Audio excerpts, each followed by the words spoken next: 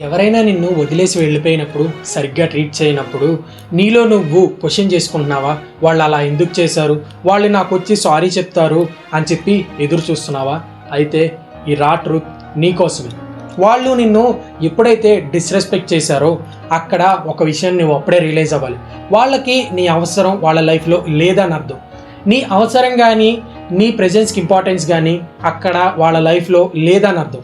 ఎప్పుడైతే నీ వల్ల వాళ్ళకి ఏ ఉపయోగం లేదని వాళ్ళకి అర్థం అవుతుందో ఆ మూమెంట్ నిన్ను ఇగ్నోర్ చేయడం స్టార్ట్ చేస్తారు, డిస్రెస్పెక్ట్ చేయడం స్టార్ట్ చేస్తారు. అది నువ్వు రియలైజ్ అయ్యి అక్కడి నుంచి చాలా సైలెంట్గా తప్పుకొని నీ లైఫ్ని నువ్వు బిల్డ్ చేసుకోవాలి తప్ప వాళ్ళు నీకొచ్చి రిప్లై ఇవ్వాలి, సమాధానం చెప్పాలని ఎదురు చూడకు. ఇది సినిమా కాదు, నేను తప్పు చేశాను, నేను సారీ అని చెప్పి వాళ్ళు నీకు వచ్చి చెప్పడానికి. ఇది రియల్ లైఫ్.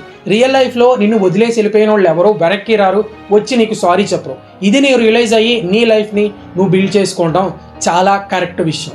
నా మాటలతో ఎగిరే అయితే కామెంట్లో 100 అని చెప్పి కామెంట్ చేయి.